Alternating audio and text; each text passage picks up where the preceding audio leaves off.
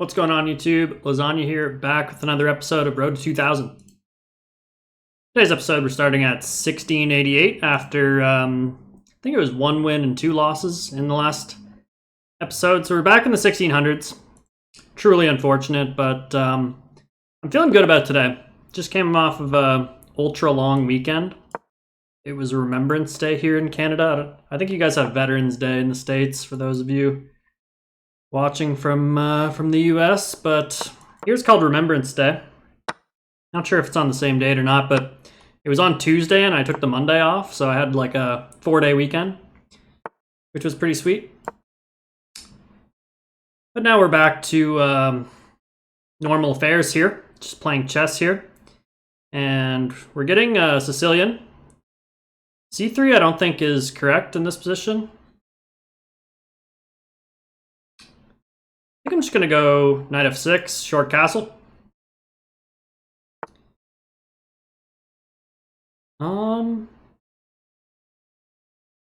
Yeah, some strange moves by my opponent. I don't think this is correct here, what he's doing. Like, I think the bishop usually goes on e2 or c4, and usually the knight goes in this square, so I don't think what he's doing is standard here. I'm just going to go d5, strike in the center. And that's one of the advantages of playing the accelerated dragon versus the normal one, is that instead of putting the pawn here with like the normal dragon setup, you kind of hide your hand a little bit, and you can play the move d5 depending on what your opponent does. So maybe this will trip him up. And today we're against Gidjadigsp from Iraq. Nice name there. All right, what's going on here? So he took the pawn. We could just take back. I think that looks fine to me. So like takes, pawn takes. I think we're chilling there, so let's just go for that. And while on my long weekend, I actually played some over-the-board chess, which is the first time I've done that in a while. I played, they weren't classical games, but they were like 45-minute games. Maybe I could have taken here first with the attack on the queen, but I don't know. Yeah, 45-minute plus 15-minute game, or 15-second increment. And I lost both games, and I think my opponents were pretty low rated if I had to guess, but they were kind of cooking. I think they were probably a little underrated. I'm going to take the bishop here. Maybe there's queen b6. Putting some pressure here with the bishop on the diag as well, so we can't really... Well, I guess he could go b3 in that position, but... Alright, maybe I should take a little moment here to evaluate my options. So I could like develop this bishop somewhere. Maybe bishop b6, bishop b7. Queen b6, I guess he could take... I take this one. Knight d2 there. Could take here in that position. Rook c1. I don't think I want to do that. I could just go e5 as well. Bishop b6. I think I'm just going to go bishop b6. It kind of stops the threat here on the e7 pawn, so I can tend to other matters with my queen, with some of these queenside moves.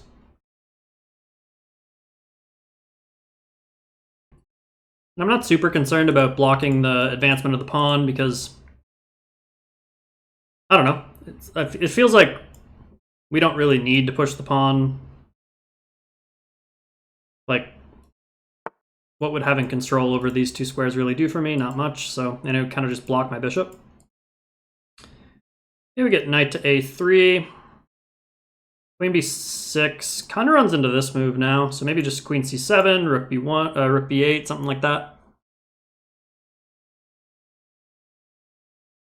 Rook b8 looks pretty normal to me. Just put some pressure on this pawn. It'll definitely be a win if we can get him to like advance this pawn somewhere, because our bishop will become a lot more active. So, and how concerned are we about the move knight to c4? I mean, it does look like a good square for his knight. I can't lie. Like, maybe you could swing it over to this square or something, and that looks a little unpleasant, but we'll see. I feel like we're still doing very well. All of our pieces very active, like the two bishops on this diagonal combined with the rook here. I feel like this is just like what you're hoping for whenever you play the accelerated dragon, so we'll probably continue like queen c7, rook d8, put some pressure down the file, and kind of just chill.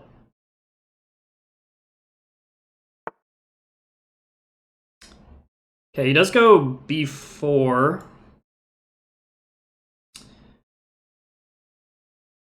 So is he planning to go like rook to c1 or something? After takes, rook c1, hitting this pawn. Takes, rook to c1, bishop d4, hitting the rook.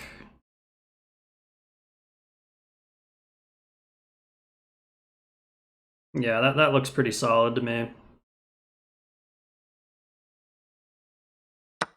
So let's go for that. I mean, rook c1, we could consider taking this with the attack on the knight. Oh, he doesn't go rook c1. Okay. He resigns the game. That is insane.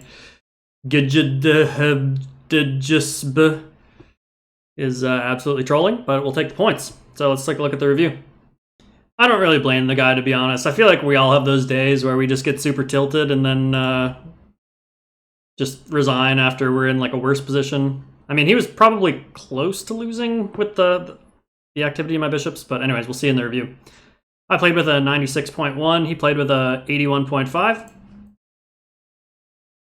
So yeah, we get the Sicilian here, and yeah, c3 is a mistake here because yeah, you just want to put the knight on this square, control the center a bit better.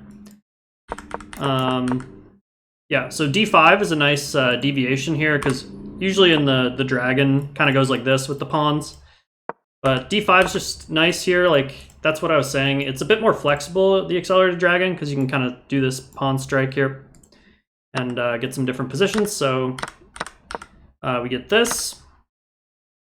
And I decided to take the bishop because having the uncontested dark square bishop in these positions is always really nice. Bishop b6 considered a mistake. Engine says either rook b8 or queen to b6. I was considering queen b6, and I saw here takes, knight e2.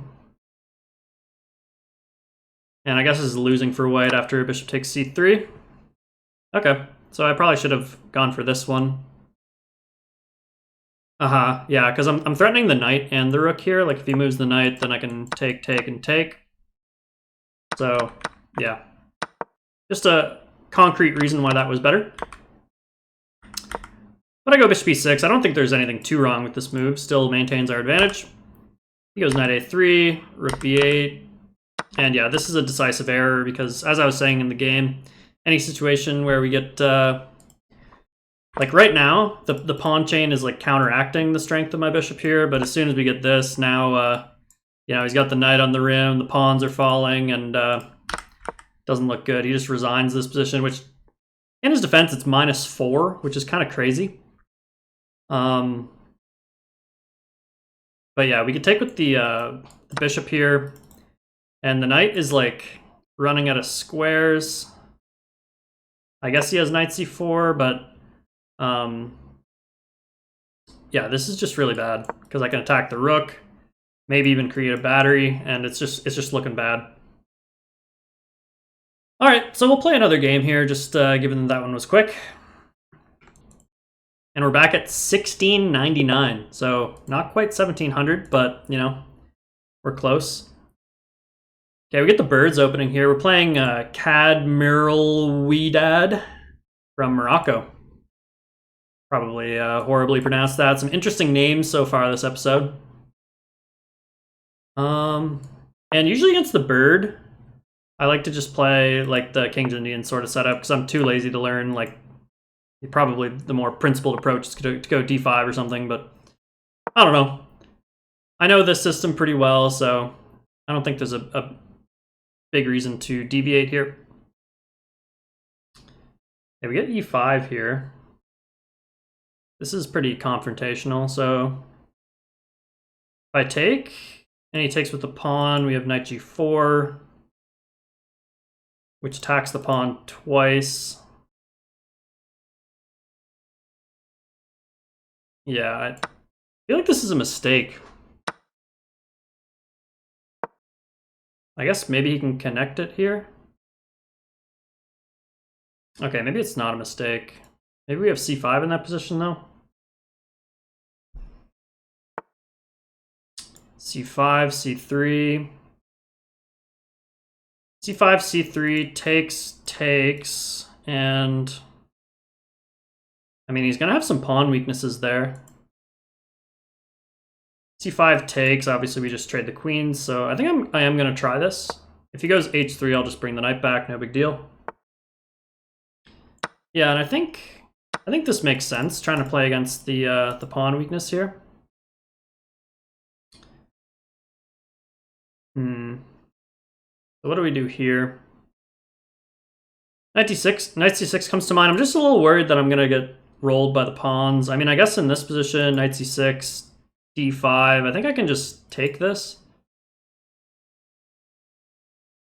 So let's go knight c6. This is getting pretty sharp, though. Like, yeah, white's got these big center pawns. We got a knight that's a little bit offsides here. Don't know 100% what's going on here, but I don't know. I have faith in my opening. I feel like we have enough pieces developed that he's gonna have a hard time holding on to the center here, so we'll see what happens here. Okay, we get bishop c4. Could just castle. Castles, if he goes e6, I think we can just take it. So could consider going like a6, b5, but I don't see a point to that. Let's just get our king out of the center. Yeah, he's probably going to castle kingside. Maybe bishop f5. Can't play f6 because of the pin. Yeah, I don't love the position, to be honest. Queen b6 kind of looks like a move just to prevent the pawn from advancing here. Let's see. Queen b6, maybe he just goes knight c3. And then he's kind of threatening this.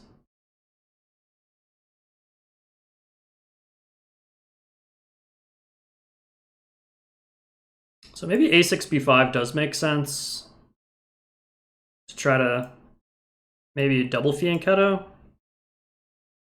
Because I don't know where I'm putting this bishop. I mean, f5 does make some sense. I'm just worried after h3 and I have to drop my knight back. Like, how is this knight going to be participating in the game?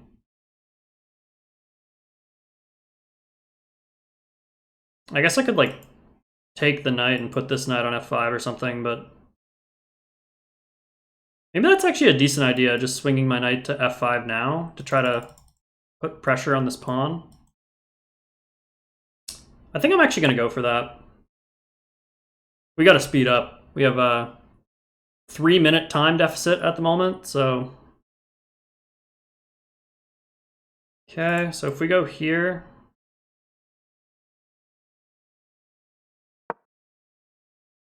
I don't see a big threat at the moment, so let's just put pressure on the pawn here. We have 1, 2, 3, and he's got 1, 2. So we are threatening to take it at the moment, and I don't see an easy way to defend the pawn. Like he could, well, if he goes back, he loses the bishop, so... How does he actually defend the pawn?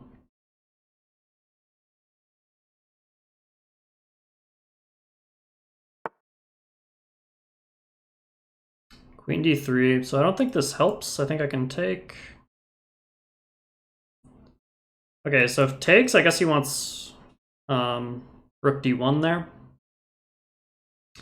And then if I move my knight, I lose this. But I think I can just go bishop f5 there. Or wait, hold on. Takes, rook here. Yeah, I think I can go bishop f5 because I'll be hitting the queen, and he can't like take with the queen because I'd take back with the knight, so I think this does work.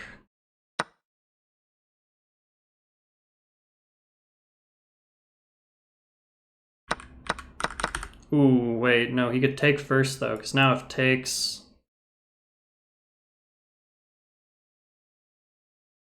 Now he goes here. I guess now I have this though.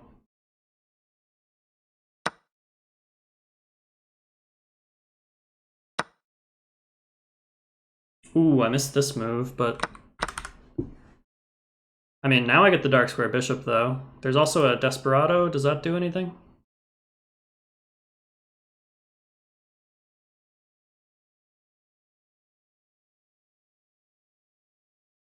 I think I'd prefer to take this way, because now I can take this.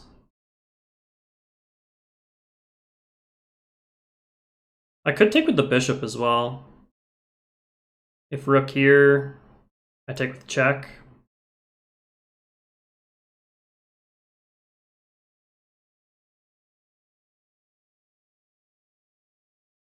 Gotta be careful of f7. Okay, I gotta move though.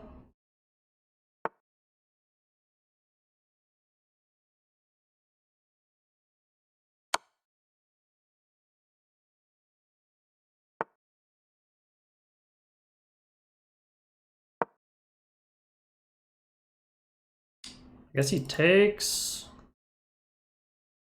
rook here. Or no, if he takes, he loses the bishop. There's also this.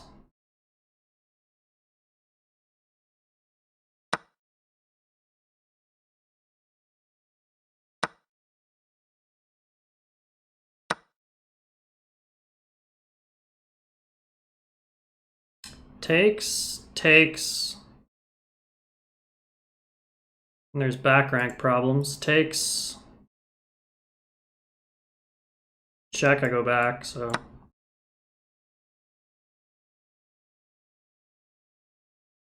I think he blundered. Yeah.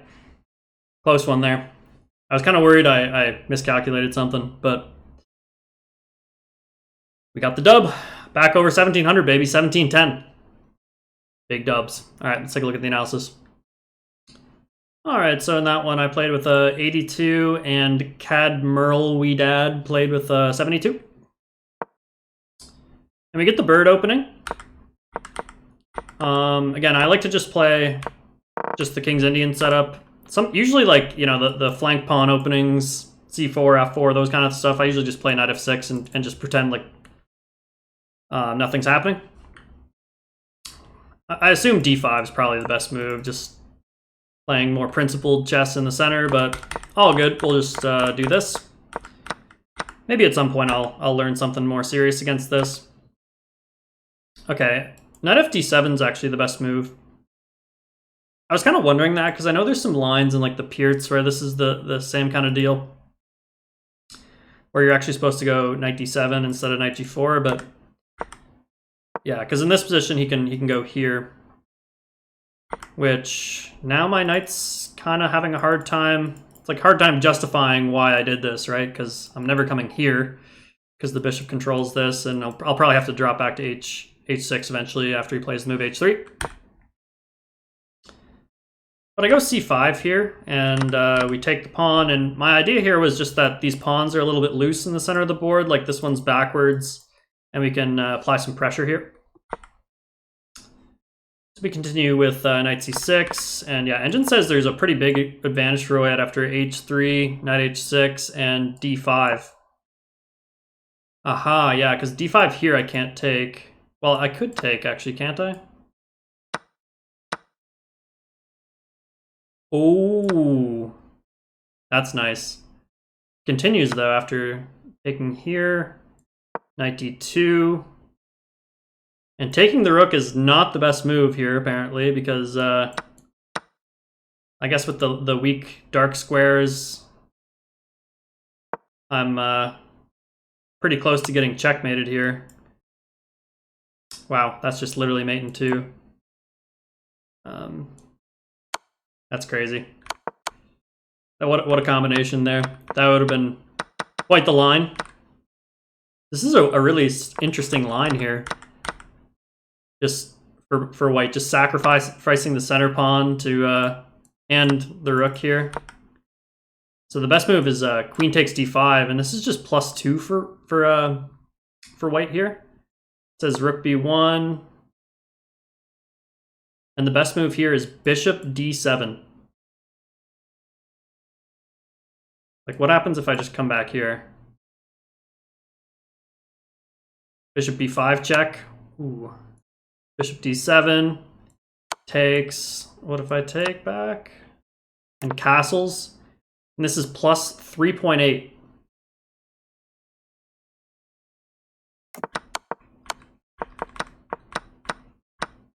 Yeah, that makes sense. Hold on, I kind of miscalculated here. Because, yeah, he's also just one apiece. Because I never actually took the rook here, right? So he's just up material. Yeah, because I took on d5 instead of taking the rook. Okay. That makes sense. Anyways, we didn't get any of that. I played c5, he played c3, and played knight c6, and he didn't go for this line. So instead he went bishop c4. Decided to castle here. We get kingside castles. I go to decide to go knight h6 voluntarily here, which the engine does approve of. I was considering a lot of moves in this position. I was considering queen b6. I was a little bit concerned about the move e6 though. But I guess I can just take it.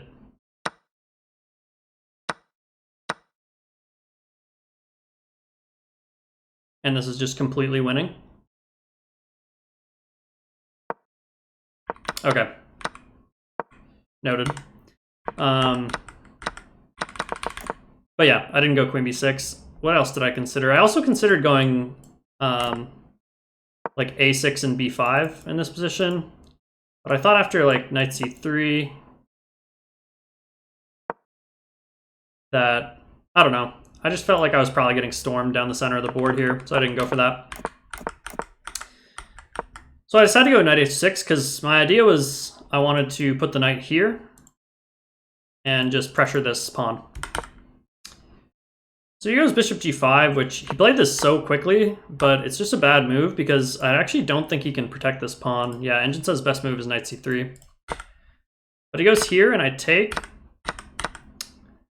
And I thought in this position he was going to play rook to d1. Idea being that he's pinning my knight to my queen, which is only defended once. But in this position I thought I could play bishop takes e5, defending the bishop again. And he can't play like c3 here to kick the knight out. And well, even if he could play c3 with a pawn there, I could always play this move, which adds another defender to the knight, but or adds another defender to the queen, I should say. But anyways, he didn't do that. Instead, he decided to go bishop takes e7. I take back and take in the center. And I was considering taking with the queen, which would have lost quite a bit of my advantage. Yeah, just because taking with the bishop comes with a tempo. I was a little bit I was aware that maybe there were some pin ideas here. But here you can take with check, so it doesn't work. So in this position, he went queen e4. I decided to give a check here. And there's this kind of interesting standoff between our queens and bishops where, like, I don't know, just very symmetrical. And, like, the queens are both kind of overloaded, so if they get distracted, then the bishops will be hanging. So it's kind of a weird construction there. So I decided to go bishop f5, and he takes. I could have taken the bishop. So he sacks the rook. I guess just trying to open the king to maybe create some counterplay. And I just take on c4, and he resigned in this position. I probably would have played on for a little bit. But I guess the problem is if he takes here, then there's queen f1 with mate here. So yeah, this doesn't actually even work. So yeah, he would have just had to play this position down like a million pieces. And by a million pieces, I mean one rook. So yeah, this would have just been over. Like, these checks don't even really do anything. I always just have king h8, so, or even queen g7. So yeah, nice couple of wins there. A couple preemptive resignations in my opinion, but hey, we'll take it. So on that note, if you liked the video, make sure to comment, like, and subscribe. And we'll see you on the next one.